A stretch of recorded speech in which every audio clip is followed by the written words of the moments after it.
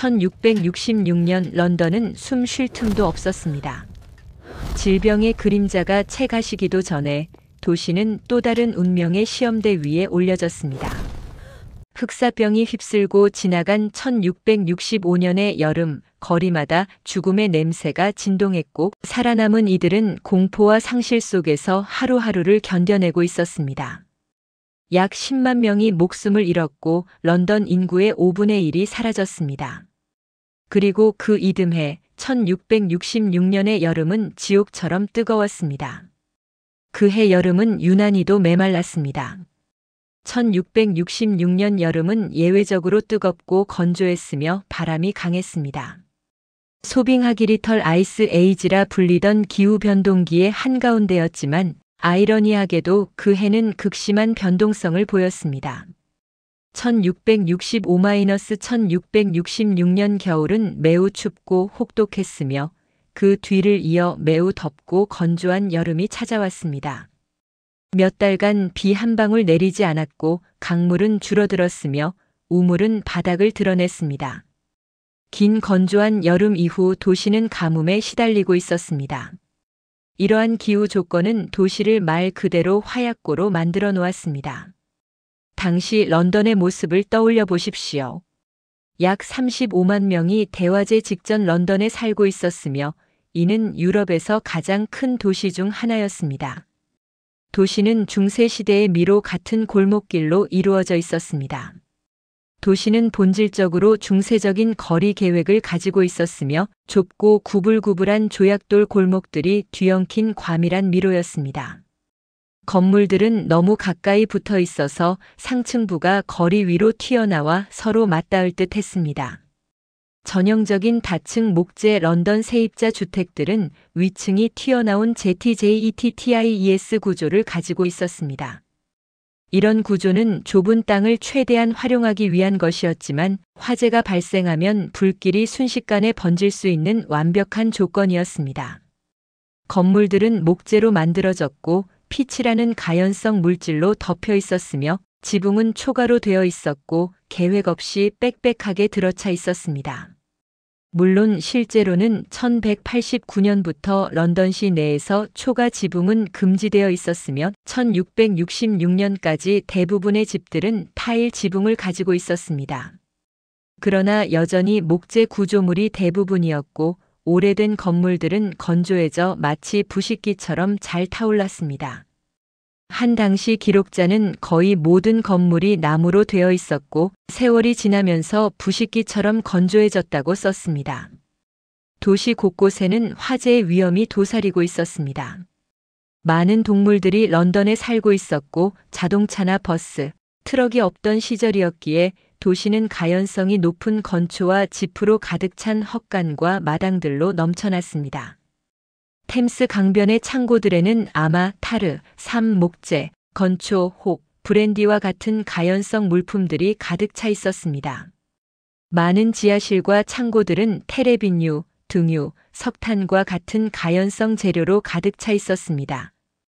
이 모든 것이 대재앙을 기다리고 있는 폭탄이었습니다. 그리고 그 폭탄의 도화선에 불이 붙는 순간이 왔습니다. 1666년 9월 1일 토요일 밤 푸딩 레인의 작은 빵집에서 하루 일과를 마친 토마스 페리너 타머스 FARRINER는 오븐을 점검했습니다. 1666년 대화재 당시 토마스 페리너는 런던시에서 잘 알려진 제빵사였으며 영국 마이너스 네덜란드 전쟁 중 왕립 해군에 빵을 공급했습니다. 그는 왕실의 제빵사로 해군을 위한 건빵십스 비스컷을 만드는 책임을 맡고 있었습니다. 잠자리에 들기 전 페리너는 제빵소를 마지막으로 점검하고 여전히 따뜻했던 오븐의 불씨를 긁어냈습니다. 그는 오븐이 충분히 식었다고 생각했습니다.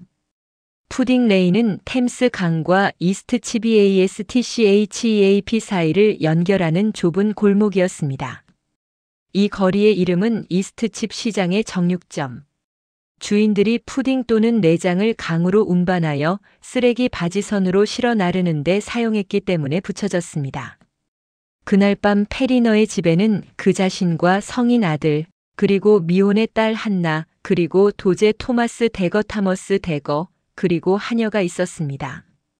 1666년 10월에 작성된 에드워드 할리 경의 편지에는 푸딩 레인의 제빵사 집에서 불이 시작되었으면 그의 딸은 자정의 제빵소에 있었고 일시에서 2시 사이에 그의 도제가 연기에 질식되어 깨어났다고 기록되어 있습니다. 자정이 조금 지난 시각 9월 2일 일요일 새벽 1시에서 2시 사이 페리너는 침실 문 아래로 피어오르는 연기에 깨어났습니다.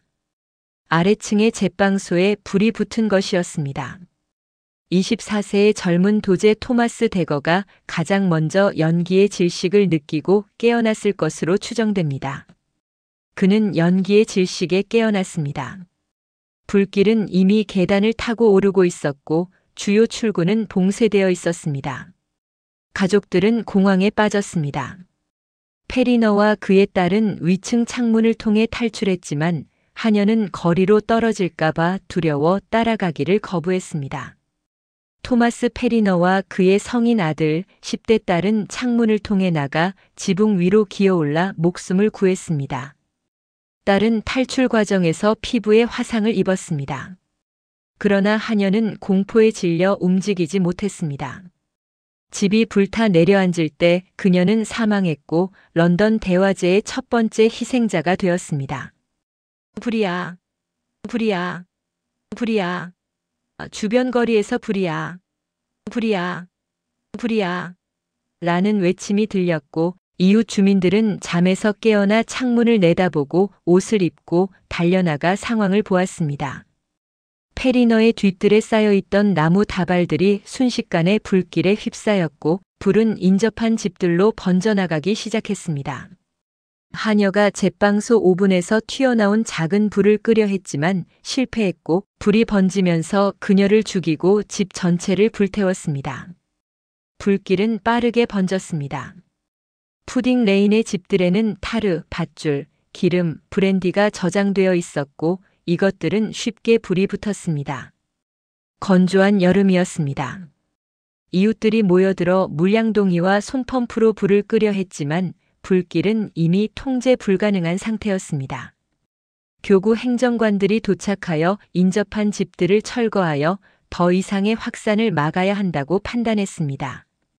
그러나 집주인들이 항의했고 시장 토마스 블러드워스 경이 허가를 내리기 위해 소환되었습니다. 시장이 도착했을 때는 이미 늦었습니다. 블러드워스가 도착했을 때 불길은 인접한 집들을 삼키고 있었고 강변의 창고와 가연성 저장소로 번져가고 있었습니다. 경험 많은 소방관들은 건물 철거를 요구했지만 블러드워스는 대부분의 건물이 임대 건물이고 소유주를 찾을 수 없다는 이유로 거부했습니다. 선원들은 그에게 신속히 행동할 필요성을 촉구했지만 시장은 건물들이 불법적으로 철거될 경우 자신에게 부과될 재정적 요구를 예리하게 인식하고 있었습니다. 그는 선원들에게 소유주의 동의 없이는 감히 그렇게 할 수 없다고 말했다고 전해집니다. 그는 화재를 심각하게 받아들이지 않았습니다. 시장 토마스 블러드워스 경이 불에 대한 이야기를 듣고 잠에서 깨었을 때 그는 에잇, 여자가 오줌으로도 끌 수 있겠군. 이라고 대답했습니다. 그는 사람들에게 불을 진압하도록 맡기고 집으로 돌아가 잠자리에 들었습니다. 그러나 자연은 인간의 오만함을 용서하지 않았습니다. 강력한 동풍에 부채질되어 제빵소 화재는 곧 푸딩 레인의 다른 건물들로 번졌고 인근 PC 스트리트로 뛰어넘었습니다. 스타인이라는 호텔의 마구간에 불이 붙었습니다. 불길이 선박 보급품 가게에 도달하자 여러 개의 타르통을 가열시켰고 이것들이 폭발하면서 불타는 잔해가 동네 전체에 비처럼 쏟아졌습니다. 새벽 햇살이 떠오를 무렵 세뮤얼 피프스는 이를 무한히 큰 화재라고 묘사했습니다. 불길은 남쪽으로 템스강을 향해 움직이며 가는 길에 모든 건물을 집어삼켰습니다. 세인트 매그너스 더 마터 교회가 연기에 휩싸였습니다. 이는 화재로 잃게 될 84개 교회 중 첫 번째였습니다. 수십 개의 강변 길드홀과 창고들도 함께 불탔습니다. 그날 아침 런던의 하늘은 검은 연기로 뒤덮였습니다. 불길은 빠르게 확산되었습니다. 300채의 집이 빠르게 무너졌고 강한 동풍이 불길을 더욱 퍼뜨려 집에서 집으로 뛰어넘었습니다. 좁은 골목을 사이에 두고 거의 맞닿아 있던 집들의 위층은 불길의 다리가 되었습니다. 불은 집들이 늘어선 미로 같은 거리를 휩쓸었고 위층이 좁은 구불구불한 골목 위로 거의 맞닿아 있었습니다. 시민들은 혼란에 빠졌습니다. 세뮤얼 피프스는 공황에 빠진 런던 시민들이 그들을 건드릴 때까지 집에 머물러 있다가 그제서야 달아났다고 기록했습니다. 사람들은 가장 소중한 물건들을 챙겨 강으로 달려갔습니다. 피프스 자신도 자신의 비싼 치즈와 와인을 땅에 묻었고 다른 소지품들은 수레에 실어 베스널 그린으로 옮겼습니다. 새벽 4시경 레이디 베튼이 나의 모든 돈과 은제품, 귀중품을 운반할 수레를 보내주었습니다. 나는 잠옷 차림으로 수레에 타고 갔습니다. 하느님, 거리와 간선도로가 물건을 가져오기 위해 어떤 값을 치르고서라도 수레를 구하려고 달리고 타고 가는 사람들로 얼마나 붐비는지 보십시오라고 그는 일기에 썼습니다. 런던은 공포에 떨었습니다. 질병의 공포가 채가시기도 전에 이제 불의 공포가 도시를 집어삼켰습니다. 흑사병에서 살아남은 이들이 이제 또 다른 생존 투쟁에 직면한 것입니다. 하늘은 연기로 검게 물들었고 공기는 재와 불똥으로 가득 찼습니다. 런던 브리지는 불길에 포위되었고 최근에 1633년 화재 이후 새로 지어진 건물들마저 파괴되었습니다. 이것은 시작에 불과했습니다. 푸딩 레인의 작은 빵집에서 시작된 불씨는 이제 런던 전체를 위협하는 지옥의 불길로 번져가고 있었습니다. 9월 2일 일요일 아침 런던 시민들은 자신들이 상상조차 할 수 없었던 재앙의 입구에 서 있었습니다. 그들 대부분은 앞으로 4일 동안 자신들의 도시가, 자신들의 삶이, 그리고 자신들이 알던 세상이 완전히 사라지게 될 것이라는 사실을 아직 깨닫지 못하고 있었습니다. 런던은 이미 역사상 여러 차례 불에 탔었고 특히 1212년에 큰 화재가 있었지만 1666년 9월에는 대규모 화재를 일으킬 조건이 완벽하게 갖춰져 있었습니다.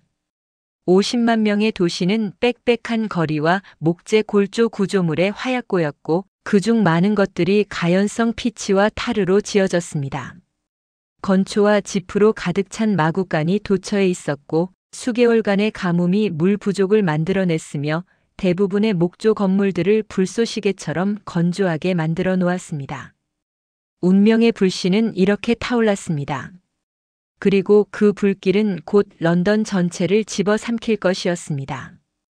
도시는 아직 자신에게 다가온 운명을 몰랐지만 새벽의 붉은 하늘은 이미 끔찍한 예언을 담고 있었습니다.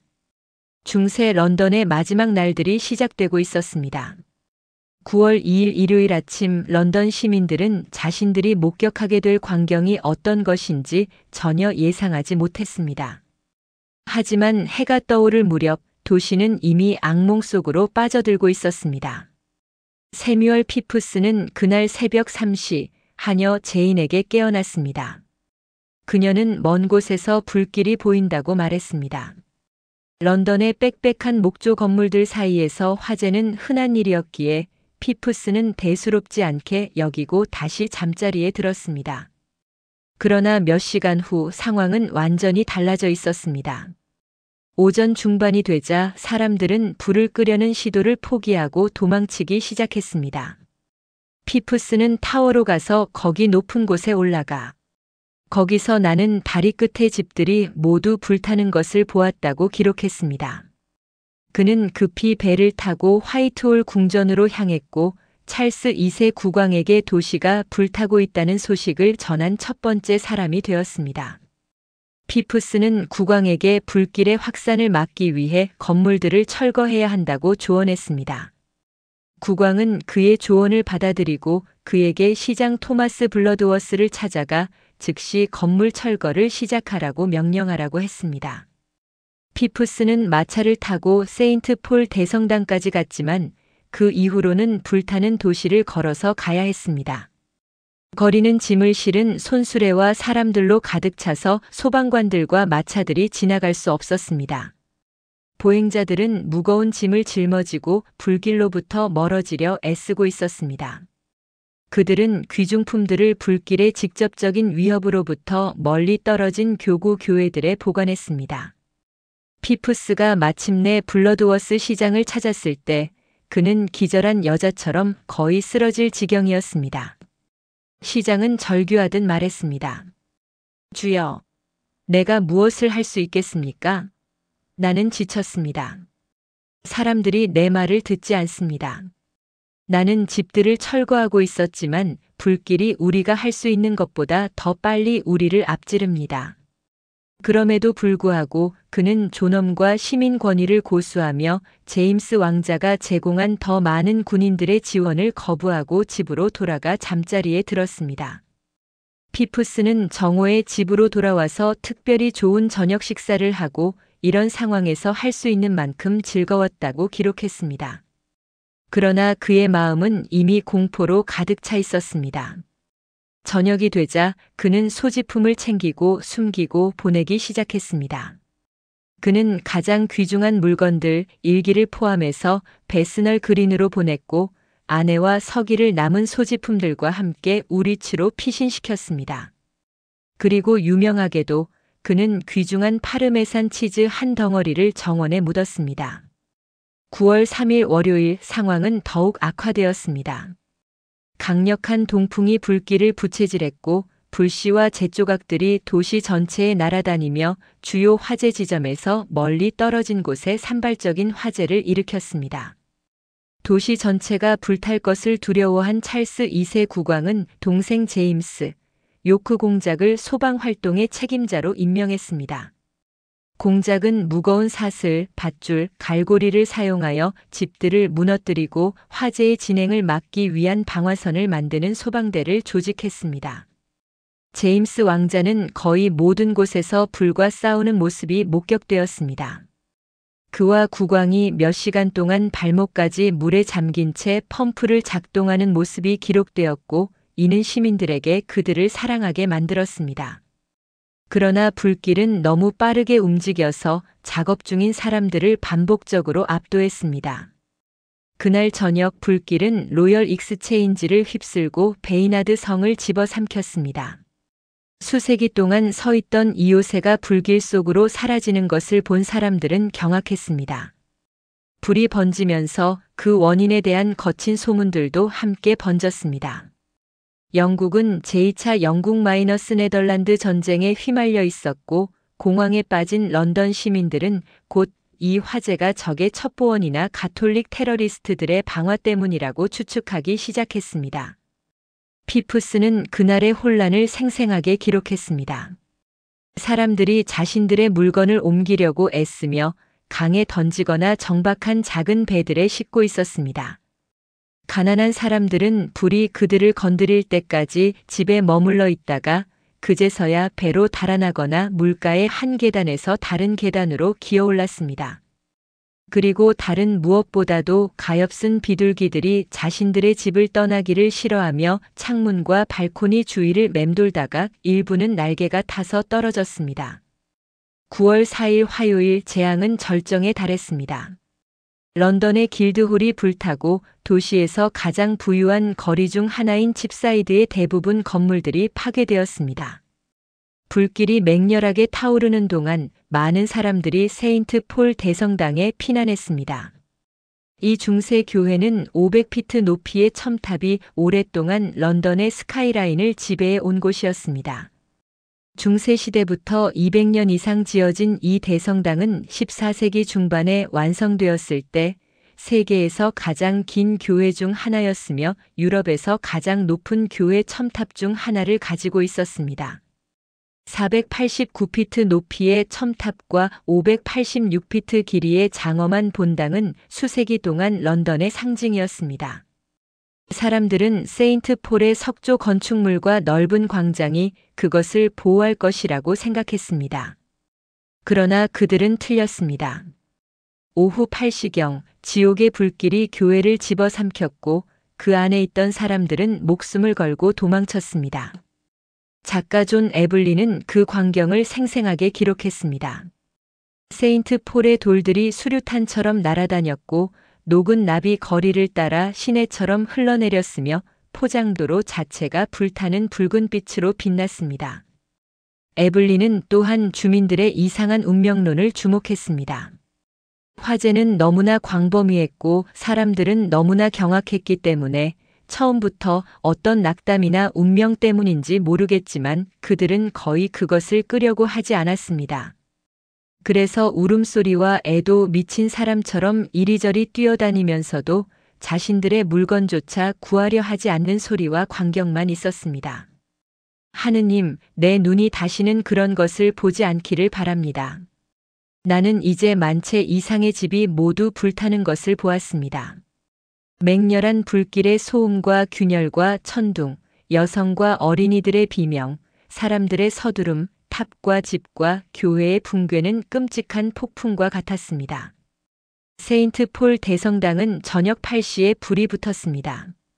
순식간에 대성당은 지옥이 되었고 지붕이 무너져 대성당 바닥을 뚫고 아래 지하 묘지로 떨어졌습니다. 대성당은 이틀 밤낮 동안 불탔고 단지 벌거벗은 골격만 남았습니다. 소년으로서 그 장면을 목격했던 테즈웰 박사는 평생 그것을 기억했습니다. 그 안에 안전하게 보관하려 했던 사람들의 소지품들이 함께 불탔습니다. 런던의 가장 위대한 건물 중 하나가 폐허가 된 것입니다. 세인트 폴의 붕괴는 단순한 건물의 파괴가 아니었습니다. 그것은 중세 런던의 종말을 의미했습니다. 1087년에 시작되어 300년 이상 지어진 이 대성당은 런던의 영적 중심이었습니다. 7세기 주교 성 에르켄왈드의 성지가 있어 중세시대 순례지였던 이곳이 불타는 것을 보며 사람들은 세상의 종말이 왔다고 느꼈습니다. 그날 밤 서쪽으로 번진 불길이 화이트홀 궁전을 향해 기어오자 왕실 가족들은 짐을 꾸리고 도망칠 준비를 했습니다. 런던 전역에서 폭발음이 들렸습니다. 타워 근처의 화약 저장고 주변 건물들이 폭파되고 있었습니다. 동쪽과 서쪽이 모두 재난의 문턱에 서 있었지만 자정 직전 바람이 갑자기 남쪽으로 돌아섰고 그 후 잦아들었습니다. 9월 5일 수요일 해군이 화약을 사용하여 건물들을 폭파하면서 불길은 대부분 통제되었습니다. 그러나 작은 불길들은 계속 터져나왔고 땅은 며칠 동안 너무 뜨거워서 걸어 다닐 수 없었습니다. 피프스는 일기에 심지어 찰스 2세 국왕까지도 불을 끄는 것을 돕는 모습이 목격되었다고 기록했습니다. 9월 6일 목요일 불은 마침내 진압되었습니다. 피프스는 그날 아침 5시에 일어나 하느님께 감사하게도 모든 것이 잘 되어 있음을 발견했다고 썼습니다. 그는 배를 타고 세인트 폴 부두로 가서 걸어가며 모든 도시가 불탔고 세인트 폴 교회의 비참한 광경을 보았습니다. 모든 지붕이 무너졌고 성가대의 본체가 성 페이스로 떨어졌습니다. 세인트 폴 학교도 러드게이트도 플리트 거리도 내 아버지의 집도 교회도 그리고 템플의 상당 부분도 마찬가지였습니다. 불이 꺼진 후의 피해 규모는 상상을 초월했습니다. 436에이커의 런던이 파괴되었고 13,200채의 집과 87개의 교회가 사라졌습니다. 가장 주목할 만한 것은 세인트 폴 대성당이 완전히 파괴되었다는 것입니다. 대성당의 남은 부분은 사용할 수 없어서 철거되었고 9년 후 새로운 건물을 짓기 시작했습니다. 불은 건축물과 건물에 인간의 생명보다 더 많은 피해를 입혔습니다. 공식적으로 기록된 사망자는 단지 몇 명에 불과했습니다. 그러나 역사학자들은 이 수치에 의문을 제기합니다. 가난한 사람들과 이름 없는 사람들의 죽음은 기록되지 않았을 가능성이 높습니다. 10만 명 이상의 사람들이 집을 잃었고 수천 명이 무어필드와 템스 강 남쪽의 들판에서 몇 달 때로는 몇 년 동안 야영을 했습니다. 그 4일간의 지옥 동안 평범한 사람들의 영웅적인 행동들도 있었습니다. 이웃을 구하기 위해 불길 속으로 뛰어든 사람들, 자신의 재산보다 타인의 생명을 선택한 사람들, 그리고 혼란 속에서도 질서를 유지하려 애쓴 사람들이 있었습니다. 여성들은 물을 길어 나르고 부상자들을 돌보았습니다. 어린이들도 할 수 있는 일을 찾아 도왔습니다. 피프스의 일기는 이 모든 것을 생생하게 기록했습니다. 불타는 비둘기들, 강에 던져진 물건들, 굴뚝에서 살아서 꺼내진 그을린 고양이, 도시 전역에 떠다니는 불똥과 불꽃, 열에 녹고 휘어진 유리, 그리고 석탄처럼 뜨거운 땅. 그는 또한 재난을 이용하는 사람들과 화재의 원인에 대해 빠르게 퍼진 음모론에 대해서도 언급했습니다. 화재 원인을 추적할 수 없게 되자 음모에 의한 것이라는 일반적인 외침이 터져 나왔습니다. 1666년 9월 14일자 토마스 웨이드의 윌리엄슨에게 보낸 편지에는 화재로 인한 런던의 파괴는 프랑스인, 네덜란드인, 그리고 광신자 당파의 지옥 같은 음모로 보고되고 있다고 쓰여 있습니다. 마녀 사냥의 한 시점에서 로버트 허버트라는 둔한 프랑스인이 페리너의 빵집에 방화했다고 자백했습니다. 허버트는 거의 확실히 무죄였습니다. 그는 화재가 시작되었을 때 런던에 있지도 않았습니다. 그러나 그는 1666년 10월에 여전히 교수형에 처해졌습니다. 모든 증거가 반대임에도 불구하고 화재가 외국이나 가톨릭 음모의 일부라는 소문은 수십 년 동안 지속되었습니다. 그 4일간의 지옥은 런던을 영원히 바꾸어 놓았습니다. 그것은 단순한 화재가 아니었습니다. 그것은 중세 도시의 종말이었고 새로운 시대의 시작이었습니다. 잿더미 속에서 런던은 다시 태어날 준비를 하고 있었습니다. 그러나 그 전에 생존자들은 상실과 슬픔, 그리고 불확실한 미래와 마주해야 했습니다. 불꽃의 군주는 런던을 무릎 꿇렸지만 런던의 정신을 꺾지는 못했습니다. 그리고 그것이 바로 이 도시가 폐허에서 일어설 수 있었던 이유였습니다. 불길이 런던을 집어삼키는 동안 도시는 혼돈 그 자체였습니다. 그러나 그 혼돈 속에서도 인간의 본성이 드러났습니다. 어떤 이들은 영웅이 되었고 어떤 이들은 약탈자가 되었습니다. 그리고 가장 중요하게는 통치자들이 어떻게 이 위기에 대응하는지가 역사의 기록에 남게 되었습니다. 9월 3일 월요일 상황이 더욱 악화되자 찰스 2세 국왕은 결단을 내렸습니다. 무능한 시장 블러드워스를 제쳐두고 그는 자신의 동생 제임스 요크 공작에게 소방 활동의 전권을 맡겼습니다. 제임스 공작은 즉시 체계적인 대응에 나섰습니다. 그는 런던 곳곳에 8개의 지휘본부를 설치했고 각 본부마다 30명의 군인과 100명의 민간인 자원봉사자들을 배치했습니다. 이들은 무거운 사슬과 밧줄, 갈고리를 사용하여 건물들을 철거하고 방화선을 만드는 권한을 부여받았습니다. 소방관들에게는 위험한 작업에 대한 보상으로 일실링이 지급되었고 국왕은 그들이 충분히 먹고 마실 수 있도록 각 본부에 빵과 치즈, 와인을 비축했습니다. 그러나 제임스 공작의 조직적인 노력에도 불구하고 불길은 너무나 빠르게 움직였습니다. 동풍이 강하게 불면서 불길은 작업 중인 사람들을 반복적으로 압도했습니다. 9월 3일 화요일 정오경, 제임스 공작은 불과 싸우다가 거의 목숨을 잃을 뻔했습니다. 그와 그의 부하들 뒤에 있던 건물이 갑자기 불길에 휩싸이면서 그들은 목숨을 걸고 도망쳐야 했습니다. 그럼에도 불구하고 제임스 공작은 18시간 동안 쉬지 않고 화재와 싸우며 소방 활동을 지휘했습니다. 국왕 자신도 직접 현장에 나섰습니다. 찰스 2세는 30시간 이상 쉬지 않고 런던 북부 지역을 말을 타고 돌아다니며 소방 활동을 독려했습니다. 그는 금기니 동전이 담긴 주머니를 들고 다니며 특별히 헌신적으로 일하는 사람들에게 즉석에서 보상을 주었습니다. 피프스는 일기에 국왕과 제임스 공작이 발목까지 물에 잠긴 채 몇 시간 동안 펌프를 작동시키는 모습이 목격되었다고 기록했습니다. 이러한 왕실 형제들의 모습은 런던 시민들에게 깊은 감동을 주었습니다. 귀족들이 평민들과 어깨를 나란히 하며 불과 싸우는 모습은 계급을 초월한 인간적인 연대감을 보여주었습니다. 국왕은 또한 실질적인 구호 조치들을 취했습니다. 그는 강 하류의 해군 조선소에 명령을 내려 해군 보급품에서 빵을 가져와 집을 잃은 사람들과 궁핍한 이들에게 나눠주도록 했습니다. 무어필즈와 스피탈필즈 북쪽의 공터에 모여든 수십만 명의 시민들을 위한 구호 명령도 내렸습니다. 9월 4일 화요일 찰스 2세는 직접 무어필즈로 가서 약 10만 명의 이재민들 앞에서 연설했습니다. 이는 런던 인구의 약 6분의 1에 해당하는 숫자였습니다. 그곳에서 국왕은 이 화재는 외국인들에 의해 시작된 것이 아니라 하느님의 뜻이라고 선포했습니다. 그러나 그의 말은 효과가 없었습니다. 런던은 제2차 영국-네덜란드 전쟁의 한가운데 있었습니다. 영국군은 불과 한 달 전인 8월에 네덜란드의 블리란트와 테르셀링 섬을 공격했었습니다. 그래서 많은 런던 시민들은 이 화재가 네덜란드의 복수라고 믿었습니다.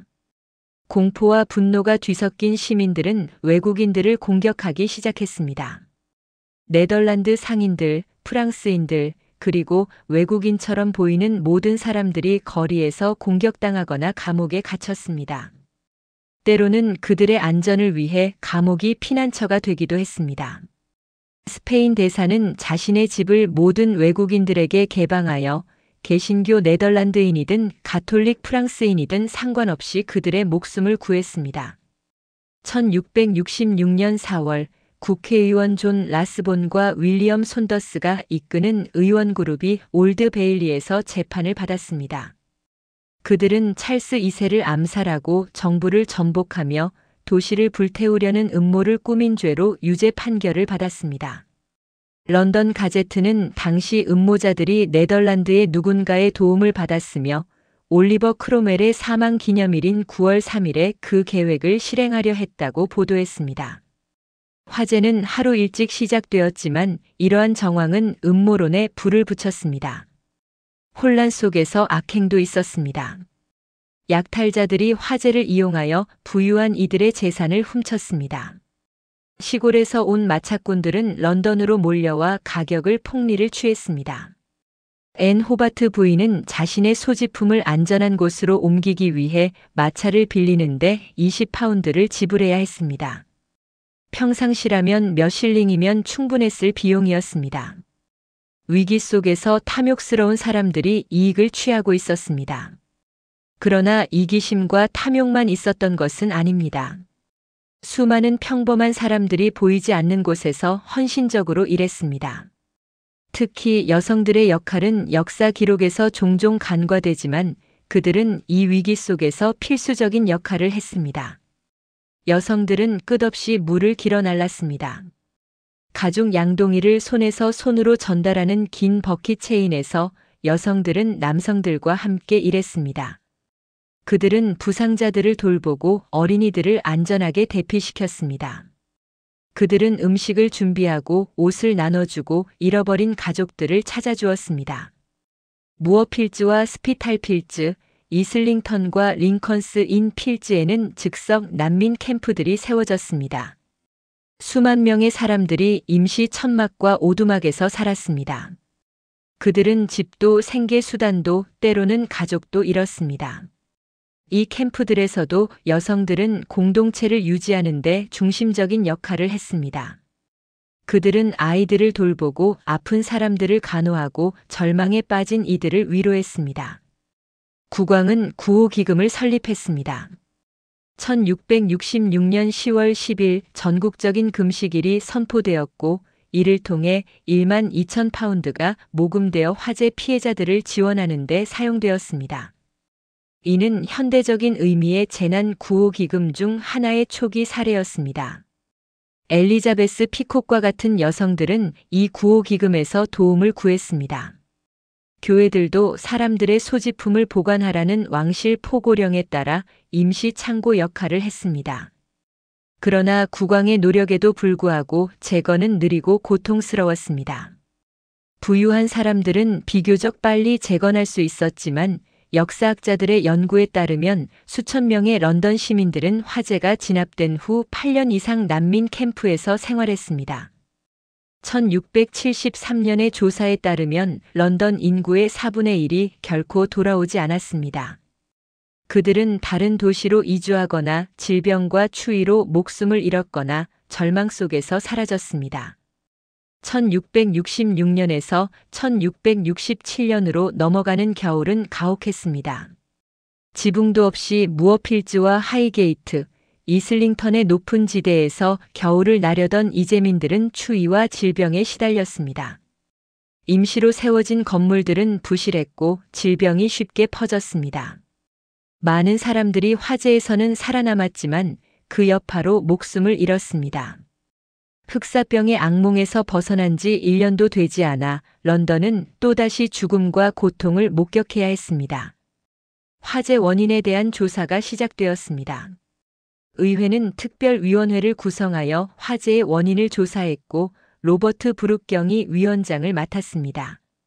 그러나 명확한 증거를 찾을 수 없었습니다. 그러던 중 프랑스 출신의 프로테스탄트 시계공 로베르 위베르가 자발적으로 자신이 의도적으로 화재를 일으켰다고 자백했습니다.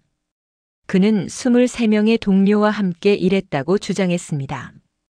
위베르의 시계공 동료들은 그가 정신적으로 불안정하다고 주장했지만 그는 자신의 주장을 굽히지 않았습니다. 클레런던 백작은 이 사건에 대해 이렇게 논평했습니다. 재판에 있던 판사들도 배심원들도 그가 유죄라고 믿지 않았습니다. 그러나 그는 삶에 지친 불쌍하고 정신이 혼란스러운 사람이었고 삶을 포기하기로 마음먹은 것 같았습니다. 1666년 10월 29일 위베르는 타이번에서 교수형에 처해졌습니다. 그의 사형 집행 후 그가 화재가 시작된 시점에 북해의 배 위에 있었고 화재가 시작된 지 이틀 후에야 런던에 도착했다는 사실이 명백해졌습니다. 그는 무고한 희생양이었습니다. 1667년 1월 의회조사위원회는 최종 보고서를 발표했습니다.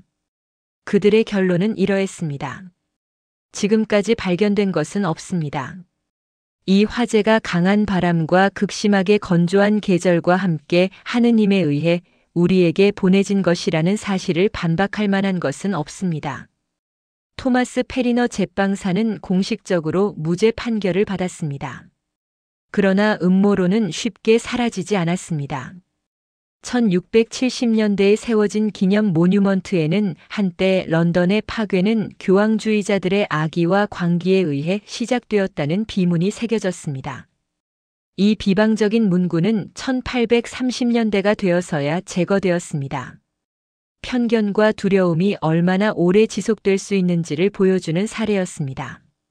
재산 분쟁을 해결하기 위해 특별화재 법정이 설립되었습니다. 1667년 2월부터 1668년 12월까지 그리고 다시 1670년부터 1676년 2월까지 이 법정은 운영되었습니다. 화재 분쟁 법령 파이어 오브 런던 디스퓨츠 액트 1666과 런던 재건법 리빌딩 오브 런던 액트 1670에 의해 승인된 이 법정의 목적은 세입자와 집주인 간의 분쟁을 처리하고 지불 능력에 기초하여 누가 재건해야 하는지 결정하는 것이었습니다. 사건들은 신속하게 심리되었고 보통 하루 안에 판결이 내려졌습니다. 이 화재 법정이 없었다면 긴 법적 절차가 런던의 회복에 필요한 재건을 심각하게 지연시켰을 것입니다. 찰스 2세는 재건에 대한 비전을 가지고 있었습니다. 그는 유럽 여행 중에 인상적인 도시들을 방문했고 잿더미에서 일어서는 불사조 런던의 모습을 상상했습니다. 그는 도시가 불로 정화되어 불에 의해 파괴되기 전보다 놀라운 아름다움과 품위를 지닌 모습으로 세상에 나타나기를 원한다고 선언했습니다. 그러나 야심찬 계획들과 현실 사이에는 큰 격차가 있었습니다. 고대의 재산권과 수많은 개인 토지 소유자들이 소유한 건물들은 협상을 매우 까다롭게 만들었습니다. 도시에는 변화를 실현할 권한을 가진 하나의 중앙 권력이 없었습니다. 게다가 이러한 야심찬 계획들의 높은 비용과 빠른 재건의 필요성 때문에 실용적인 필요가 거창한 계획들을 압도했습니다. 그럼에도 불구하고 화재는 런던의 변화를 가져왔습니다. 비록 거리 계획은 중세시대의 모습을 대부분 유지했지만 건물의 재질과 건축 규정은 근본적으로 바뀌었습니다. 무엇보다 중요한 것은 이 재앙을 통해 런던 시민들이 공동체로서 함께 고통을 견뎌냈다는 것입니다.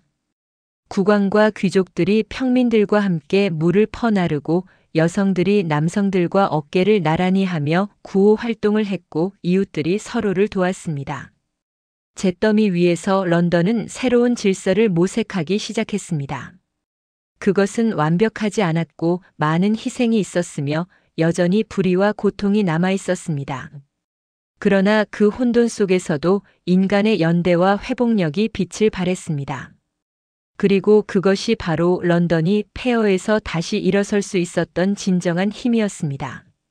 1666년 9월 6일 목요일 마침내 불길이 잦아들었습니다.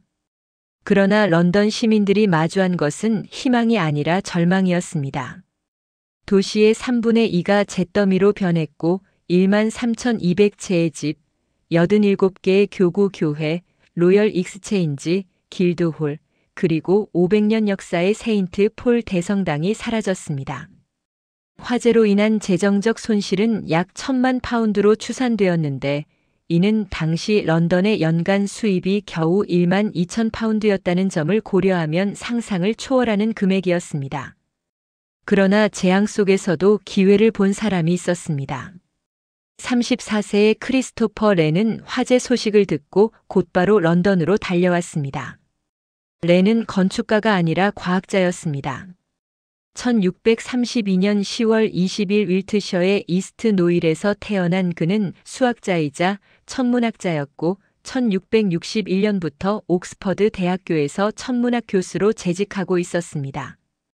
그는 1662년 왕립학회의 창립 회원이 되었고 1680년부터 1682년까지 회장을 역임할 정도로 과학계에서 명성이 높았습니다. 아이작 뉴턴과 블레즈 파스칼도 그의 과학적 업적을 높이 평가했습니다. 렌이 건축에 관심을 갖게 된 것은 1661년부터였습니다. 그 해에 찰스 2세 국왕은 중세시대에 지어진 낡은 세인트 폴 대성당의 수리에 대해 렌에게 자문을 구했습니다. 1662년 렌은 케임브리지 펜브로크 칼리지의 예배당을 설계했고 옥스퍼드의 셀도니언 극장 모형을 제출했습니다. 이 극장은 로마의 고대 마르켈루스 극장에서 영감을 받은 고전적 형태를 따랐지만 혁신적인 설계의 목재 트러스로 지붕을 만들어 고전적 관점과 현대적 실증주의를 결합했습니다. 1665년 렌은 파리로 여행을 떠났습니다. 그곳에서 그는 창조성의 절정에 달한 건축을 연구했고 마침 파리를 방문 중이던 위대한 이탈리아 조각가이자 건축가인 베르니니의 도면들을 면밀히 검토했습니다. 그는 베르사유 궁전의 재건축 현장을 돌아보았고 루브르 박물관의 동쪽 건축을 주의 깊게 관찰했습니다. 그리고 유명한 교회들의 구조를 조사하며 세인트 폴 대성당의 리모델링에 대한 아이디어를 얻었습니다. 1666년 3월 파리에서 돌아온 렌은 즉시 세인트 폴 대성당의 조사 작업에 착수했습니다. 1666년 봄, 그는 세인트 폴을 위한 최초의 돔 설계를 만들었습니다. 이 계획은 1666년 8월 27일에 원칙적으로 승인되었습니다. 그러나 불과 일주일 후 대화재가 런던을 집어삼켰고 낡은 세인트 폴 대성당은 폐허가 되었습니다. 렌은 화재 당시 옥스퍼드에 있었을 가능성이 높지만 그의 미래와 환상적으로 관련된 이 소식은 그를 즉시 런던으로 이끌었습니다. 9월 5일부터 11일 사이 렌은 황폐화된 정확한 지역을 확인하고 도시를 새롭고 더 규칙적인 노선으로 재건하기 위한 계획을 세워 찰스 2세에게 제출했습니다. 그의 계획은 베르사유에 대한 그의 친숙함과 판화를 통한 교황 식스투스 5세 시대의 로마에 대한 지식을 모두 반영했습니다. 렌은 화재로 파괴된 도시 구역을 위한 마스터 플랜을 제안했습니다. 그는 본토 유럽에서 본 것처럼 넓어진 거리의 직교 격자 패턴을 제안했습니다. 그의 계획에서 그는 새로운 세인트 폴을 2개의 주요 도로가 수렴하는 삼각형의 정점에 배치했습니다. 이 계획은 그가 파리와 로마에서 본 것에 대한 명백한 경이었습니다. 렌만 계획을 제출한 것은 아니었습니다. 존 에블린도 야심찬 재건 계획을 제출했습니다. 리처드 뉴코트는 정사각형 안에 교회들이 있는 엄격한 격자를 제안했는데 이 계획은 나중에 필라델피아 건설에 채택되었습니다. 국왕은 9월 13일 런던의 새로운 계획이 채택될 것이라고 선포했습니다.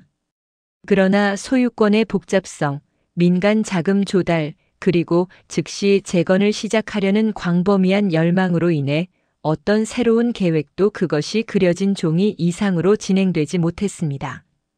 고대의 재산권과 수많은 개인 토지 소유자들은 어떤 급진적인 재배치도 실용적으로 불가능하게 만들었습니다. 비록 거창한 도시 재설계 계획들은 실현되지 못했지만 화재는 근본적인 변화를 가져왔습니다. 1667년 2월 마테 헤일 경이 작성한 런던 재건법 리빌딩 어브 런던 액트 1666이 통과되었습니다. 이 법은 재건의 형태와 내용을 규정했습니다.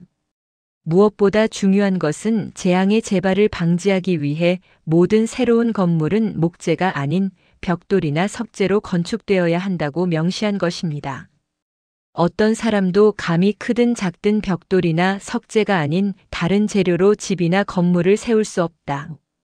이 법은 또한 과밀을 방지하기 위한 수단으로 고정된 주택수에 대해 집당 최대 층수를 부과했습니다.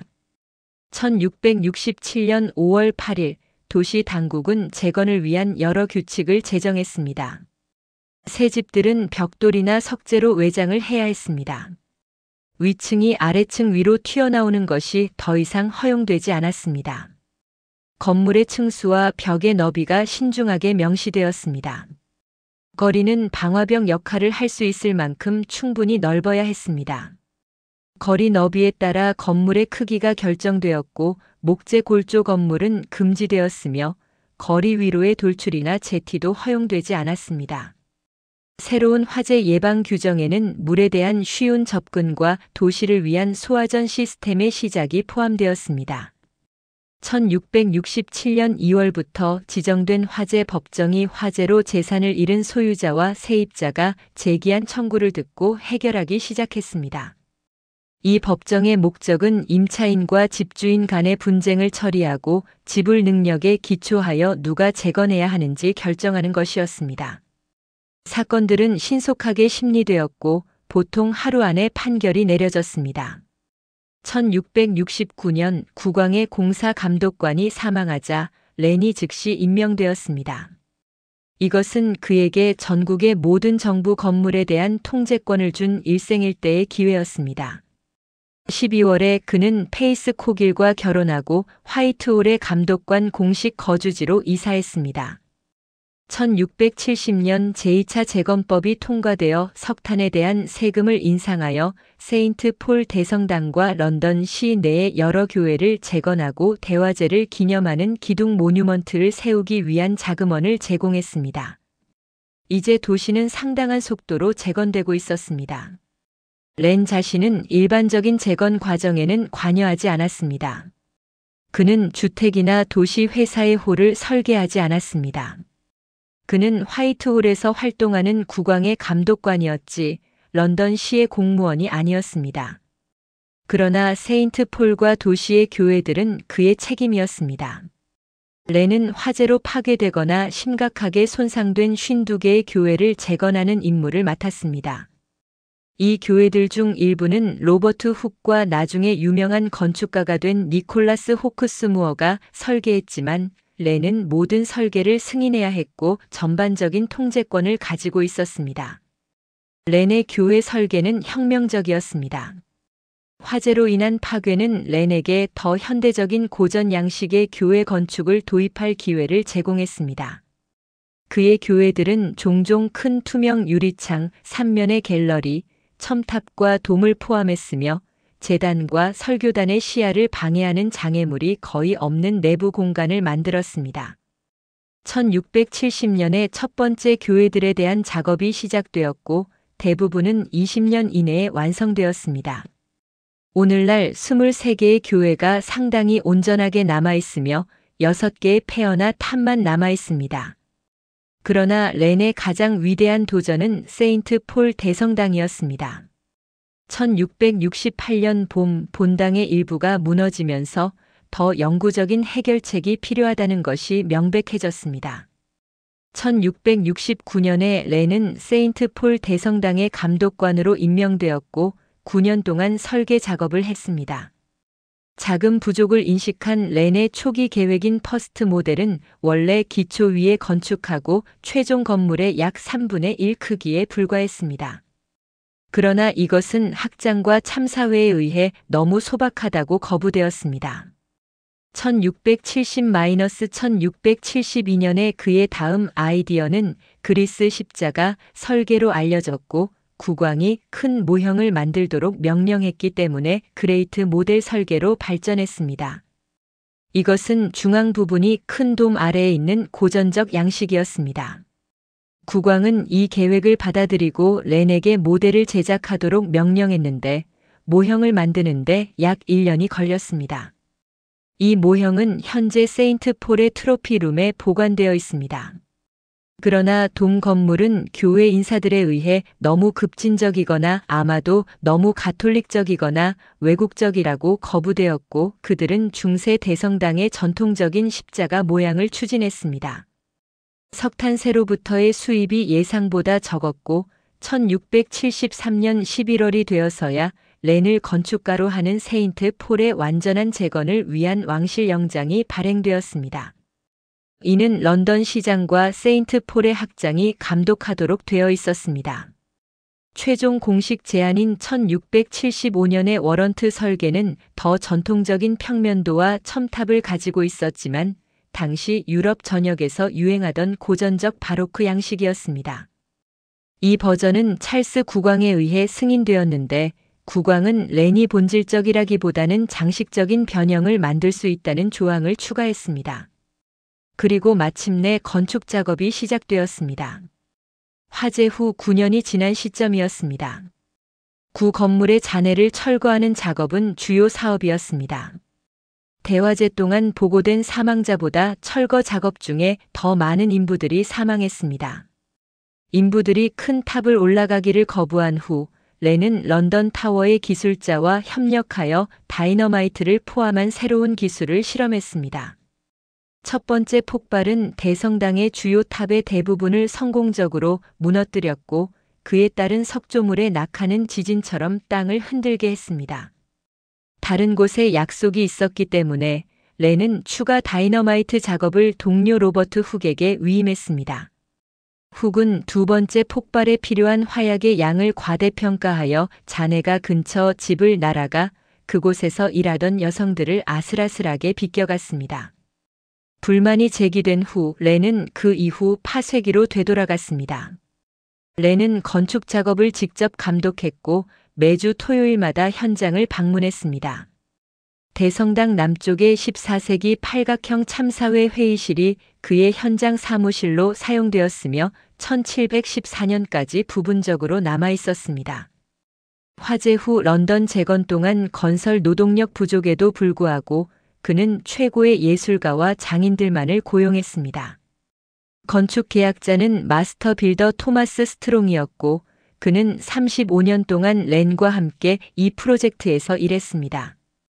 1673년 11월 14일 렌은 왕실에 대한 봉사와 대화제 후 런던 재건에서 중요한 역할을 한 것에 대해 기사 자귀를 받았습니다. 이제 그는 크리스토퍼 렌 경이 되었습니다. 세인트 폴 대성당의 건축은 36년이라는 긴 세월이 걸렸습니다. 1711년 크리스마스 의회는 대성당이 공식적으로 완성되었다고 선언했습니다.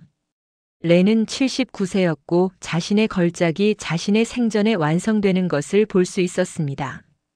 세인트 폴 재건 프로젝트와 동시에 렌은 트리니티 칼리지 도서관, 첼시의 로열 병원, 화이트홀의 제임스 2세를 위한 새로운 예배당, 그리고 윌리엄과 메리가 의뢰한 수많은 중요한 건물들을 설계하고 건축했습니다.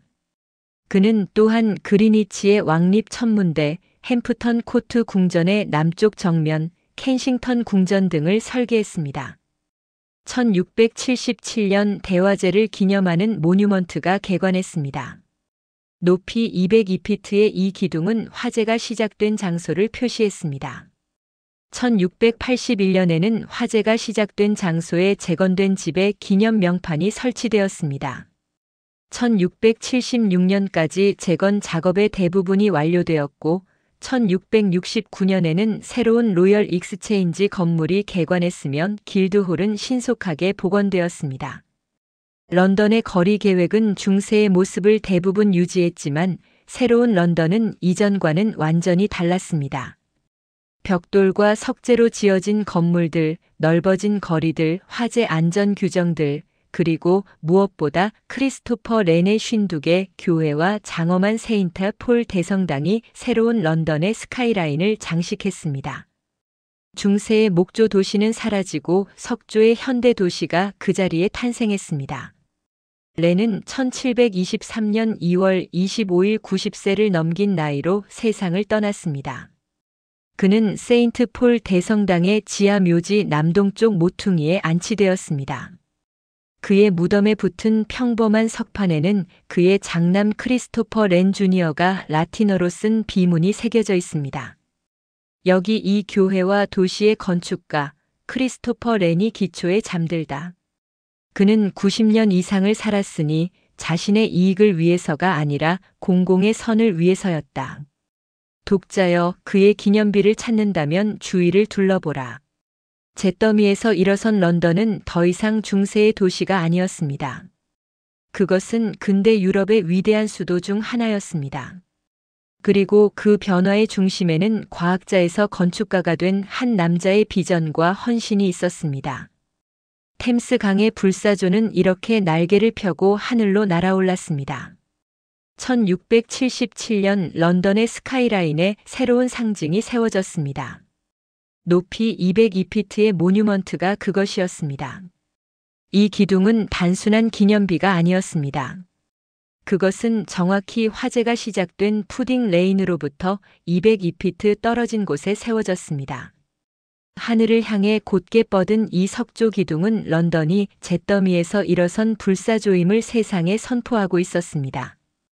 그리고 그 기둥 위에는 황금빛 불꽃 장식이 영원히 타오르고 있었습니다.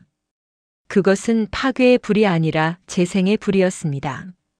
대화제로부터 10년이 지난 1676년까지 런던의 재건은 대부분 완료되었습니다. 10년이라는 시간은 길어 보일 수 있지만 도시의 3분의 2가 파괴된 규모를 고려하면 놀라운 속도였습니다. 무엇이 이 빠른 재건을 가능하게 했을까요? 그것은 위기 속에서 탄생한 혁신적인 제도와 규정들이었습니다. 1667년 2월에 통과된 런던 재건법은 단순한 법률 이상의 의미를 가지고 있었습니다. 이 법은 영국어권 세계에서 최초의 포괄적인 건축 규정이었습니다. 모든 새로운 건물은 목재가 아닌 벽돌이나 석재로 건축되어야 했고, 거리의 폭에 따라 건물의 층수와 벽의 두께가 정해졌습니다. 위층이 거리 위로 튀어나오는 중세식 제티 구조는 완전히 금지되었습니다. 이러한 규정들은 오늘날의 건축 법규와 소방 안전 규정의 직접적인 선조입니다. 거리들은 넓어졌습니다. 화재가 건물에서 건물로 뛰어넘지 못하도록 주요 도로는 최소 폭이 규정되었습니다. 좁은 골목들도 최소한의 폭을 유지해야 했습니다. 이러한 도시 계획의 원칙은 현대 도시의 방제 설계에 그대로 반영되어 있습니다. 도쿄, 뉴욕, 서울을 비롯한 세계 주요 도시들의 건축 법규에는 런던 대화제의 교훈이 녹아 있습니다. 소방 인프라도 혁명적으로 변화했습니다. 1667년 이후 제정된 법률은 도시의 각 구역마다 800개의 가죽 양동이와 50개의 사다리, 그리고 기타 소방 장비를 비치하도록 요구했습니다. 각 가정도 양동이를 보유해야 했고 거주자들은 화재 발생 시 버킷 체인을 만들어 소화 활동에 참여할 의무가 있었습니다. 도시 곳곳에 소화전의 전신인 파이어 플러그가 설치되기 시작했습니다. 이것은 오늘날 우리가 당연하게 여기는 도시 소방 시스템의 시작이었습니다. 그러나 대화제가 남긴 가장 혁명적인 유산은 바로 보험제도의 탄생이었습니다. 화재 이후 세입자와 집주인 사이에는 수많은 분쟁이 발생했습니다. 당시의 계약에 따르면 세입자들은 집이 불타도 수리 비용을 부담해야 했고 재건되는 동안에도 임대료를 지불해야 했습니다. 이는 명백히 불합리했고 1667년 2월 27일부터 1672년 9월까지 운영된 특별화재 법정이 이러한 분쟁을 해결했습니다. 그러나 근본적인 해결책은 다른 곳에서 나왔습니다. 1680년 니콜라스 바본이라는 의사가 세계 최초의 화재 보험 회사를 설립했습니다. 바본은 매우 독특한 인물이었습니다. 그는 1637년 또는 1640년경 런던에서 태어났으며 아버지는 1653년 베어본 의회로 유명한 청교도 프레이즈갓 베어본이었습니다. 그의 세례명은 만약 예수 그리스도께서 당신을 위해 죽지 않았다면 당신은 저주받았을 것이다라는 긴 훈계적 이름이었지만 그는 니콜라스라는 이름을 선호했습니다. 그는 네덜란드의 레이덴과 위트레흐트에서 의학을 공부했고 1661년에 의학박사 학위를 받았으면 1664년에는 왕립내과의사 협회의 명예회원이 되었습니다. 그러나 바본의 진정한 재능은 의학이 아니라 사업에 있었습니다. 그는 대화재 이후 런던의 재건 붐을 보고 부동산 개발에 뛰어들었습니다. 1667년 그는 자신의 부동산 투자를 보호하기 위해 최초의 화재 보험 계획을 수립했습니다. 1680년 그는 11명의 동료들과 함께 화재 사무소 파이어 오피스라는 최초의 합작 화재 보험 회사를 설립했습니다. 이 회사는 런던의 최대 5,000 가구의 화재 보험을 제공했습니다. 나중에 이 회사는 1705년에 불사조를 상징하는 피닉스 사무소로 이름을 바꾸었습니다. 바본의 보험 회사는 혁신적이었습니다. 그는 건물 소유자들에게 미래의 화재로 인한 손해를 보상해주겠다고 약속했습니다. 고객들은 부동산의 연간 임대 가치의 10배에 해당하는 금액까지 보험에 가입할 수 있었습니다. 가격은 위험도에 따라 책정되었습니다. 목재 건물의 보험료는 연간 임대료의 5%였고 벽돌 건물은 2.5%였습니다. 바본은 1666년 이후 목재와 벽돌 건물의 화재 손실에 대한 별도의 통계를 수집하고 있었던 것입니다. 이것은 현대보험 계리학의 시작이었습니다. 바본의 회사는 단순히 보상금을 지급하는 것을 넘어서 실질적인 소방 서비스를 제공했습니다. 그는 표시가 있는 제복을 입은 물 운반인들을 고용했습니다. 이들은 템스 강의 뱃사공들로 바본이 소방관으로 훈련시키고 소방 장비와 제복을 제공했습니다. 각 보험 가입 건물에는 화재 표시 파이어 마크라는 특별한 금속 명판이 부착되었습니다. 화재가 발생하면 바본의 소방대는 이 표시가 있는 건물만을 보호했고 표시가 없는 건물은 불타도록 내버려 두었습니다. 냉혹하게 들리지만 이것이 역사의 현실이었습니다. 바본은 적극적인 마케팅을 펼쳤습니다. 그는 1680년에 발행한 화재로부터 주택을 보험하는 논거라는 팸플릿에서 1666년 이후 런던과 그 주변에서 발생한 35건의 화재를 언급하며 보험의 필요성을 강조했습니다. 그의 사업은 성공적이었습니다. 1681년부터 1684년 사이에 4,000채의 집이 보험에 가입했고 1만 8천 파운드의 보험료가 거쳤으면 7천 파운드의 보험금이 지급되었습니다. 폭우가 우산을 사고 싶게 만들듯이 대화재는 사람들에게 화재 보험을 구매하고 싶게 만들었습니다. 바본의 성공은 경쟁을 불러왔습니다. 1684년 상호 보험 회사인 프렌들리 소사이어티가 설립되었습니다. 이 회사는 이익을 추구하는 회사가 아니라 상호보험사로 보험에 가입한 모든 사람이 발생한 모든 손실의 일부를 지불하는 데 동의해야 했습니다. 1696년에는 체링크로스 근처의 톰스 커피하우스에서 핸드-인-핸드 화재 사무소가 설립되었습니다. 1690년까지 런던의 10채 중 한 채가 보험에 가입했습니다. 각 보험회사는 자신들이 보험한 건물을 식별하기 위한 고유한 화재 표시 명판을 가지고 있었습니다. 1710년에는 선선 화재보험, 1714년에는 유니언, 1717년에는 웨스트민스터, 1718년에는 브리스톨 크라운, 1720년에는 로열 익스체인지, 글로브, 런던 앤 글래스고 화재 사무소 등이 연이어 설립되었습니다. 보험 산업은 빠르게 성장했고 이는 곧 유럽과 미국으로 확산되었습니다. 오늘날 우리가 당연하게 여기는 재산보험, 화재보험의 개념은 모두 1666년 런던 대화재의 잿더미에서 탄생한 것입니다. 니콜라스 바보는 1690년과 1695년에 서섹스의 브램버 선거구에서 국회의원으로 선출되었습니다. 아이러니하게도 그가 정치에 입문한 주요 동기는 채권자들로부터의 면책 특권을 얻기 위해서였습니다. 그는 1694년에 템스 강에서 식수를 퍼올리는 특허권을 취득했고 1695년에는 토지은행을 설립했습니다. 그는 1698년경 세상을 떠났지만 그가 남긴 유산은 영원히 남았습니다. 런던 중심부의 바본 클로스와 바본 앨리는 그의 이름을 따서 명명되었습니다. 보험회사들이 운영하던 민간 소방대는 거의 250년 동안 영국의 소방 서비스를 선도했습니다. 정부는 이 문제에 관심을 보이지 않았기 때문입니다. 1861년 툴리 스트리트 화재는 민간 보험 소방대의 한계를 드러냈고 이는 1865년 공공 자금으로 운영되는 런던 소방대 런던 파이어 브러게이드의 창설로 이어졌습니다.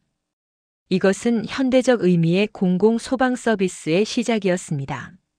오늘날 전 세계 모든 도시의 소방서와 소방관들은 런던 대화재의 교훈에서 비롯된 유산을 이어받고 있습니다. 대화재의 교훈은 건축과 도시 계획뿐만 아니라 사회적 연대의식에도 영향을 미쳤습니다. 화재 이후 전국 각지의 교회에서 모금이 이루어졌습니다. 런던 박물관의 소장품 중에는 코폴드 마을이 1666년 11월 26일에 기부한 53실링 9펜스 오늘날 약 400파운드의 영수증이 남아 있습니다. 이러한 상호 부조의 정신은 현대의 재난 구호 시스템의 기초가 되었습니다. 1670년대에 세워진 모뉴먼트에는 한때 런던의 파괴는 교황주의자들의 악의와 광기에 의해 시작되었다는 비방적인 문구가 새겨져 있었습니다.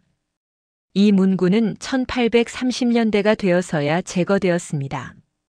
이것은 우리에게 중요한 교훈을 줍니다. 재난의 고통 속에서 사람들은 종종 희생양을 찾으려 하고 편견과 두려움은 쉽게 증오로 변할 수 있다는 것입니다. 그러나 시간이 지나면서 진실이 드러나고 이성이 승리합니다. 21세기 초 런던은 여전히 자신을 재창조하고 있습니다. 높은 타워들이 끊임없이 솟아오르지만 여전히 350년 전의 옛 거리 배치의 제약을 받고 있습니다. 그리고 놀랍게도 대화재 이후 제정된 일부 건축 규정들은 여전히 유효합니다. 2017년 그ren펠 타워 화재는 영국에 큰 충격을 주었습니다. 이 24층 건물의 화재로 72명이 목숨을 잃었고 가연성 외부 마감재와 단열재가 화재를 급속도로 확산시켰다는 사실이 드러났습니다.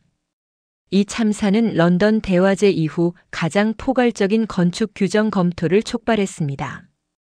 역사는 반복되고 우리는 여전히 화재의 위험과 싸우고 있습니다.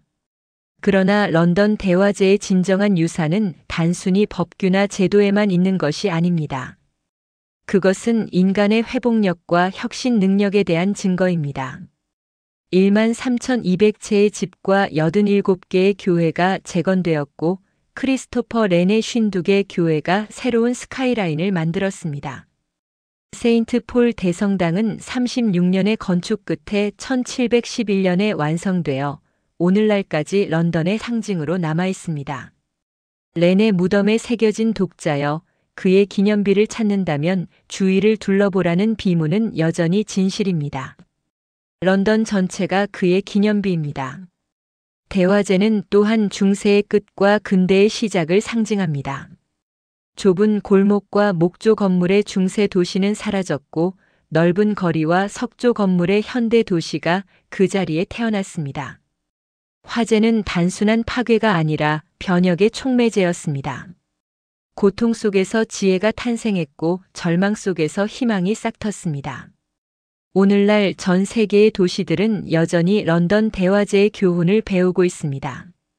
기후변화로 인한 산불, 지진, 홍수, 그리고 예측할 수 없는 재난들이 우리를 위협하고 있습니다. 그러나 1666년 런던이 보여준 것처럼 재난은 끝이 아니라 시작이 될 수 있습니다. 적절한 계획과 혁신, 그리고 무엇보다 인간의 연대가 있다면 우리는 어떤 재난도 극복할 수 있습니다. 런던 모뉴먼트의 꼭대기에서 바라본 런던의 풍경은 놀랍습니다. 템스 강이 유유히 흐르고 세인트 폴 대성당의 돔이 하늘을 향해 솟아있으며 현대적인 고층 빌딩들이 옛 교회 첨탑들과 어우러져 있습니다. 이것이 바로 파괴와 창조, 고통과 희망, 절망과 회복력이 만들어낸 도시의 모습입니다. 1666년 9월 2일 새벽, 푸딩 레인의 작은 빵집에서 시작된 불씨는 런던을 집어삼켰지만 런던의 정신을 꺾지는 못했습니다. 잿더미 속에서 불사조는 날개를 펴고 하늘로 날아올랐습니다.